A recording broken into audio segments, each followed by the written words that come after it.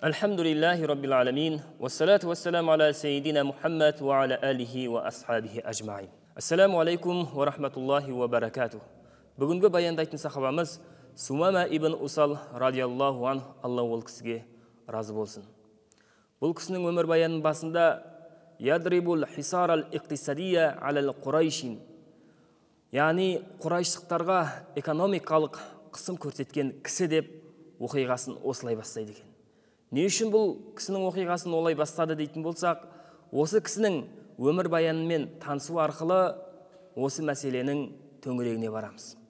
Пайғамбарымыз саллаллаху алейхи уассалам хижреттің 6-шы жылы мына исламның дағуатын кеңейту үшін арабтардан болған және араб емес өзге мемлекеттің патшаларына хат жолдап исламға дағуаттайды. Осы дағуатталған кісілердің ішінде осы Сумама ибн Усал да бар болатын. Ол кісі мына Бану Ханифалықтарды біріктірген Ямама деп аталатын тайпаның басшысы болатын, яғни патшасы болатын. Сол кісіге пайғамбарымыз саллаллаху алейхи уассалам хат жолдайды. Ол пайғамбарымыз саллаллаху алейхи уассаламнан келген хатты сондай бір тәкаппарлықпен менсінбестен қабыл алған еді. Ол пайғамбарымыз саллаллаху алейхи уассаламның ол кісіні дағуатқа шақырғандығын жүрегіне, көңіліне тоқудың орнына керісінше жүрегін сондай қараңғылық пердесі басып, желкесіне шайтан отырып, исламды қабылдаудың орнына керісінше пайғамбарымызды өлтір деген сондай бір ойларды шайтаны салды дейді. Сөйтіп ол пайғамбарымыз саллаллаху алейхи уассаламды өлтіруге шынымен де бекініп, сол жолда жоспар құра бастады. Бір күні сол жоспарын енді міне жүзеге асырам деген кезде өзінің үлкен ағалары тосқауыл болып, ол іске бармауын айтып, тоқтатып тастайды. Бірақ ол істен пайғамбарымыз саллаллаху алейхи уассаламды өлтіруден бас тартқанымен, пайғамбарымыздың қасында жүрген сахабаларына зәбір шектіруді тоқтатқан жоқ еді. Сондай бір зәбірлерді көрсетті. Кей кезде біраз сахабаларды ұстап, сондай бір аянышты өліммен өлтіретіндей сондай дәрежелерге барды.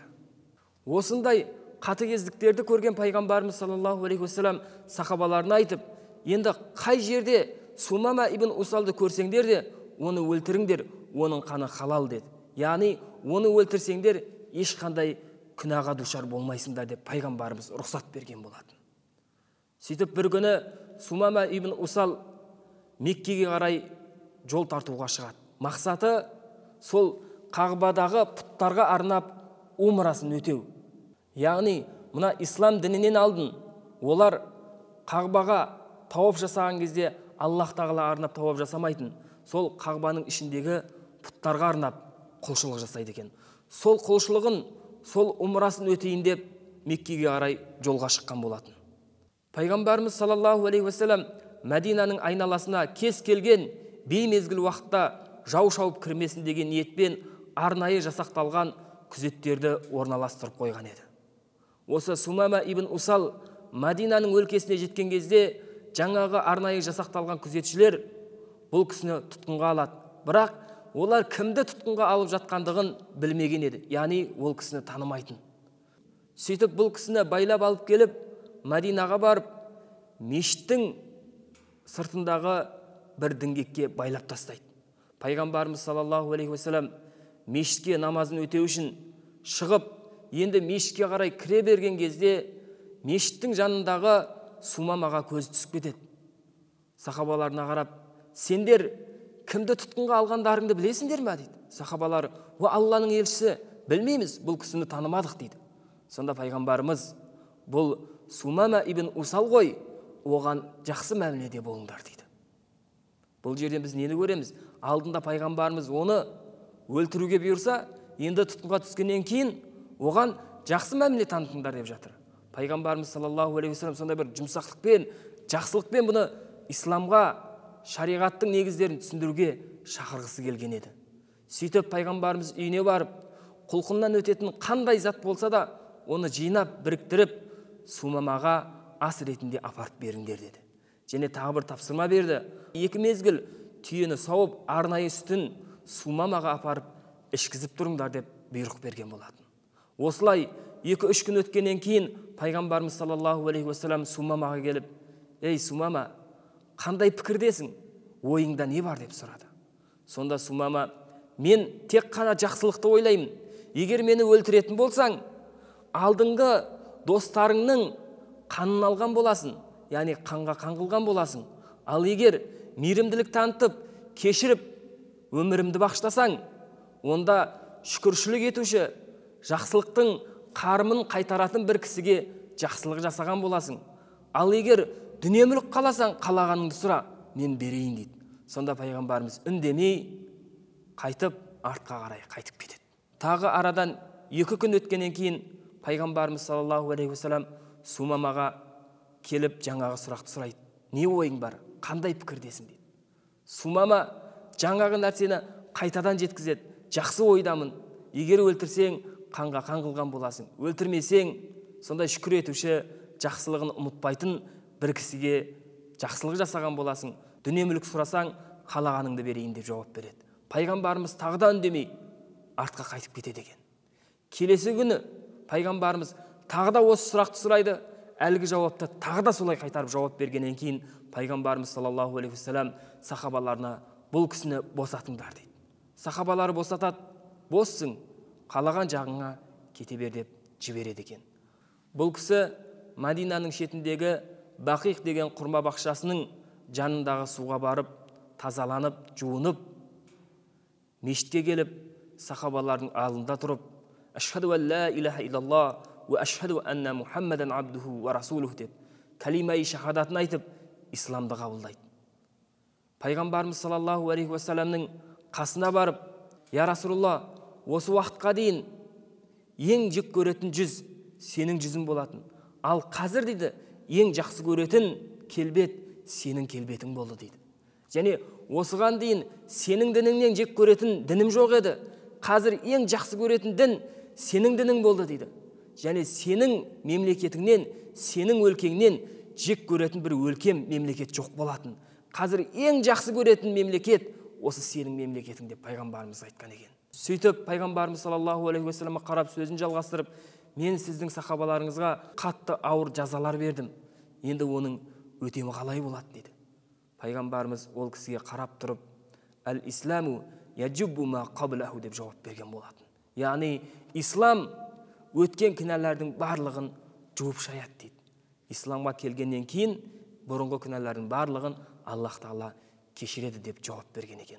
Осыны естіген Сумама радиаллаху анху қатты қуанып: "Енді бұдан кейін бүткіл мал мүлкімді, күш қуатымды осы сенің дініңе, Алланың жолына жұмсаймын" деп уәде береді. Сөйтіп Пайғамбарымыз саллаллаху алейхи уассаламға: "Мен өз өлкемнен Меккеге қарай умра жасау үшін шыққан едім" дейді. "Бірақ сіздің мына сақшыларыңыз мені тұтқынға алып, бұл ісіме тосқауыл қойды. Енді маған нені бұйырасыз?" дейді. Сонда Пайғамбарымыз саллаллаху алейхи уассалам: "Ол умраңды ары қарай жалғастыр. Бірақ мен үйреткендей қылып жалғастыр" деп Пайғамбарымыз саллаллаху алейхи уассалам ислам төңірегінде ол кісіге умраны үйретеді. Бұл кісі сол умрасын өтеу үшін ары қарай Меккеге қарай жол тартады екен. Меккеге барып, Меккенің өлкесіне жақындаған кезде бүткіл даусымен: "Лаббайк Аллахумма лаббайк, лаббайк ла шарика лака лаббайк, иннал хамда ван ни'мата лака вал мулк, ла шарика лак" деп осы сөзді, лаббайк сөзін, яғни умра, қажылық өтейтін кезде осы сөзбен кіреміз ғой, сол сөзді бар даусымен айтып кіреді. Бір қызығы, ол кісі үшін бір бақытты жай, ислам тарихында ең алғашқы Меккеге осы сөзді айтып берген осы кісі екен. Ең бірінші айтқан кісі. Осы кісі осы сөзбен Меккеге басып кірген кезде меккелік мүшриктер: "Осындай уақытта желкемізден төніп кірген қандай ол кісі екен" деп қаруларын белдеріне асылып жолға қарай шығады. "Кім екен бұл?" деп сондай бір ашумен жақындап қараса, Сумама радиаллаху анху екен. Оған қарап, араларында бір жас жігіт садақ атып, енді ол кісіні өлтірейін деп жатқан кезде бір кісі кеп, әлгі кісінің қолынан ұстап: "Тоқта, сен бұл кісінің кім екенін білесің бе?" дейді. "Бұл кісі Сумама ибн Усал ғой" дейді. "Осылар ғой бізге үнемі дәнді дақылдар жіберіп, біздің жағдайымызды жасап жатқан. Ал егер бұлар біздің сондай дәнді дақылдарын беруді тоқтатып қоятын болса, онда біз аштан қырылмаймыз ба дейді. Сонда Сумама бин Усалға барып, бұл жүріс не дейді? Сен ата дініңді тастадың ба дейді. Сонда Сумама радиаллаху анху, мен дінімді тастағаным жоқ, керісінше жақсы болған бір дінге ілестім. Сендердің де осы дінге кіреулеріңе бұйырамын. Ал егер бүткіл ұрым бұтақтарыңа дейін қалмай осы дінге кірмейінше, бұдан кейін сендерге бірде-бір бидайдың дәнінде жібермейтін боламын. Валлахи жібермеймін деп айтады. Сөйтіп, сол мүшриктердің көзінше Пайғамбарымыз саллаллаху алейхи уассалам үйреткендей қылып, умраны жасап, Аллах тағалаға арнап құрбандық шалып, бүткіл умрасын аяқтап еліне қайтады. Еліне қайтқаннан кейін еліне бұйрық береді. Бұдан кейін Мекке қаласына бірде-бір дәнді дақыл бармайтын болсын дейді. Осы себепті айтқан екен, Сумама ол меккеліктерге, меккелік құрайшықтарға экономикалық қысым көрсеткен кісі деп. Сөйтіп, арадан уақыт өткен сайын оларда экономикалық құлдырау болып, бүткіл заттардың бағалары көтеріліп, адамдар аштыққа түсе бастайды. Осындай бір аштық тап болғаннан кейін меккелік мүшриктер өлімнен қорқып, енді аштықтан қырылатын болдық қой деп Пайғамбарымыз саллаллаху алейхи уассаламға хат жазады.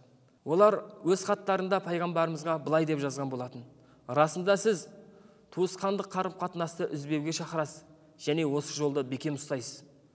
Бірақ өзіңіз осындай нәрсеге шақырсаңыз да туысқандық қарым-қатынасты үздіңіз ғой. Сол сияқты біздің аталарымызды кезінде қылышпен өлтірсеңіз, ал енді балаларымызды аштықпен өлтіріп жатсыз. Мына Сумама ибн Усал деген кісі бізден экономикалық жәрдемін тоқтатып тастады. Егер қолыңыздан келсе, егер айта алсаңыз, сол кісіге қайтадан сондай бір дүниелерін жіберіп тұруды бұйырсаңыз деп Пайғамбарымызға хат жазған екен. Сонда Пайғамбарымыз саллаллаху алейхи уассалам Сумама ибн Усалға хат жазып, бұдан кейін бұл қысымды тоқтатуын бұйырады. Содан кейін барып Сумама ары қарай сол дәнді дақылдарын жіберіп отырған екен. Сумама радиаллаху анху өмірінің соңына дейін Пайғамбарымыз саллаллаху алейхи уассаламға берген уәдесіне берік болып, ешқашан шариғаттан ауытқымады. Пайғамбарымыз саллаллаху алейхи уассалам дүние салғаннан кейін, мына Сумаманың тайпасынан шыққан Мусайламатул Каззаб деген бір кісі сол өз қауымын өзінің пайғамбарлығына сендіріп, өзінің пайғамбарлығын қабылдауға шақырған болатын. Сонда Сумама радиаллаху анху да өзінің қауымына барып, «Ва бани Ханифа, яғни, ей Ханифа ұлдары, сендер бұл ойларыңнан қайтыңдар. Расында кімде-кім Мусайламатул Каззабтың артынан ерсе, ол Алла Тағала тарапынан келген бір бәлеге ұшырайды. Ал кімде-кім өз дінінде бекем болып қалса, ол Алладан келген бір сынаққа түскені» дейді. Сөйтіп, сөзін жалғастырып, қалайша сендер ойланбайсыңдар, бір уақытта екі пайғамбар бірдей болмайды ғой. Және Пайғамбарымыз саллаллаху алейхи уассаламнан кейін ешқандай пайғамбар келмейді. Пайғамбарымыздан артық ешқандай пайғамбар жоқ дейді. Сөйтіп, Ғафир сүресінің алғашқы аятын оққан екен. Ол аятта: «Хамим, танзилул китаби миналлахил азизил алим, ғафириз замб, қабилит тауб, шадидил уқаб, зиттаул, ла илаха иллаху илайхил масир». Яғни Хамим мағынасын Алладан басқа ешкім білмейді. Ол Алла күнәларды кешіруші, тәубелерді қабыл алушы, және сондай бір азап иесі, ешқандай теңдесі жоқ, жомарт иесі, одан басқа тәңір жоқ. Түбінде Аллах Тағалаға қайтарыласыңдар деген аятты оқып, ал енді Мусайламатул Каззабтың мына сөзіне тең келе ме деп, Мусайламатул Каззабтың мына мағынада сөзі бар екен. Ол: ей бақылдауық құрбақа, қалағанынша суды жүзіп ары бері өте бер. Расында сен ол ісіңмен суды ішушіге кедергі бола алмайсың, және суды лайлай алмайсың деген сөздеріне осы Аллах Тағаланың кәләмі тең келе ме дейді. Ойланбайсыңдар ма дейді. Осы сөзді айтқаннан кейін сол жердегі өзінің қауымындағы ислам дінінде бекем болып қалған кісілерді өзінің жанына алып, жақсылап дайындалып, арнайы жасақ құрып, мынау шариғатты тастап Мұсайламатул Каззабтың артына еріп кеткендермен соғысады. Осы шариғат жолында үнемі қылышын жоғары көтеріп, сенімін бекем ұстаған сахабалардың бірі болған екен. Аллах Тағала ол кісіге разы болып, Пайғамбарымыз саллаллаху алейхи уассаламның туының астында барша сахабалармен бірге болуды нәсіп етсін. Альхамдулилlah, уассалату уассаламу аля сайидина Мухаммад ва аля алихи ва асхабихи ажмаин.